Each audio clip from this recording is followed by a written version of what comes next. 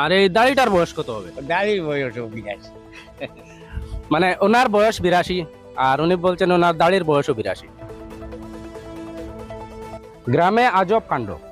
পূর্বপুরুষের মুখে গল্প শুনে বাস্তবেই জীবন ধারণ করছেন গ্রামের এক 80 বছর বয়সী বৃদ্ধ লোক। তিনি দাবি করছেন আসামের মধ্যে সবচেয়ে লম্বা দাড়ি কিন্তু তার। তার এই দাবিটা কতটা সত্য আজকে আমরা দেখব। ভালো আছেন তো? জিও ভালো আছে। আপনার দাড়ি দেখে খুব ভালো লাগছে। আচ্ছা, আপনার নাম কি? তা মনিরুদ্দিন। মনিরুদ্দিন। বন্ধুরা, আমরা এখন আছি আসাম মিজোরাম সীমান্তে। এই জায়গাটির নাম লাইলাপুর। আপনারা অনেকেই জানেন আসাম মিজোরাম সীমান্ত এই একটু পরেই বর্ডার, আর সেই বর্ডারের পাশেই বাস করেন এই ভদ্রলোক। তো আজকে আমরা দেখব ওনার দাড়ি আর এই সম্পর্কে আমরা কিছু জানার চেষ্টা করব। তো আপনার দাড়ির বয়স কেমন হয়েছে?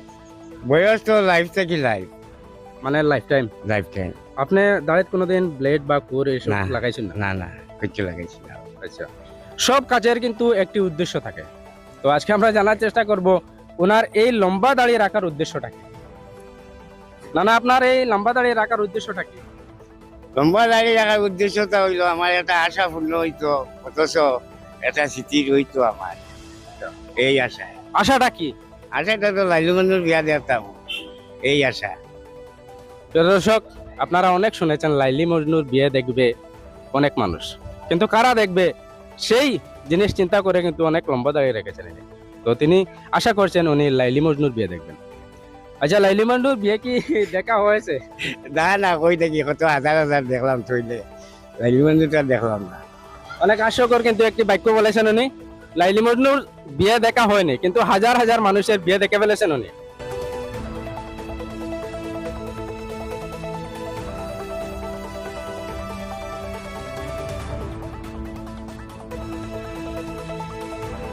আচ্ছা, আপনার তো স্ত্রী আছেন, আছে? উনি কি আপনাকে কখনো বলেছেন যে দাড়ি কাটার জন্য? না না না, উনি কিছু বলেন না। ইনকামের জন্য আপনি কি করেন? ইনকাম নাই, হচ্ছে সার দোকান একটা আছে, বইছি খাই আর বেশি আর ওটাও income। ছেলেবেলা বড় হয়েছেন, তোরা শান্তি দেখা যায় তারা চালাইতে।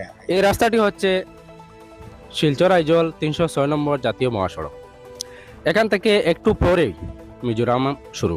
এই জায়গাটি হচ্ছে আসাম মিজোরাম সীমান্ত, আর এই রাস্তার পাশেই ওনার ঘর। তো আজকে আমরা একটু ঘুরে দেখব উনি কিভাবে জীবনযাপন করছেন।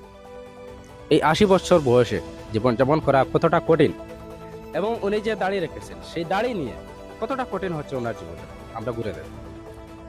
একটু আসেন ক্যামেরা ভাই। এই ঘরটি ওনার, একটু চালটা দেখান। চালের টিন নেই, ছাউনিটা অনেক নষ্ট হয়ে গেছে, অনেক পুরনো মনে হচ্ছে। হুম। আর ওনার ঘরের ভিতরটা যদি একটু দেখাই তাহলে আপনারা দেখবেন, এই যে দেখেন ওনার ঘরটা। এখানে ছোট একটি মুদির দোকান আছে, এখানে তিনি চা বিক্রি করেন স্বাভাবিক। আর ঘরের অবস্থাটা আপনারা দেখতে পাচ্ছেন।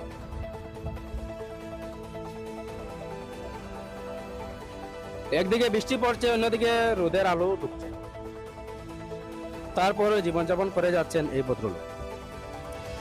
তো আমি যতটা অনুভব করতে পারছি, হয়তো আসামের মধ্যে সবচেয়ে লম্বা দাড়ি ওনার। তো এই বিষয়ে সরকার থেকে কি আপনার কোনো দাবি পূরণের ইচ্ছা আছে? একটু পুরস্কার পাইবার খার খেয়াল নাই, আমি যদি পাইতে তো আরো খুশি হইলাম, না পাইলে তো আর নাই। একটু পাইবার যদি যোগ্য হচ্ছে তো পাইতাম, আর ওই না তো কই পাইতাম। অনেক মানুষ যারা সাধারণ থেকে অসাধারণ কাজ করেন তাদেরকে পুরস্কার দেওয়া হয়, সমাজ থেকে হোক সরকার থেকে হোক। তো তিনি এমন একটি অসাধারণ কাজ করেছেন যেটা আপনারা দেখতে পাচ্ছেন। এত লম্বা দাড়ি রাখা কিন্তু সাধারণ মানুষের জন্য সম্ভব নয়। তো তিনি এই অসাধারণ কাজ করার জন্য উনি দাবি করছেন সরকারকে কোনো পুরস্কারের। তো এই দাবিটি আপনাদের মাধ্যমে সরকারের কাছে তুলে ধরার আহ্বান করছি। সরকারও আছে আমার একটা দাবি, ও দাবিটা যে যাতে আজ 40 বছর হাটে ঘুরে কোনো বিচারও পাইলাম না, আইনও পাইলাম না, কোনো সমাজও পাইলাম না, আর সরকারও পাইলাম না। যাই না আইন তাইনও তাতে থেকে যায়।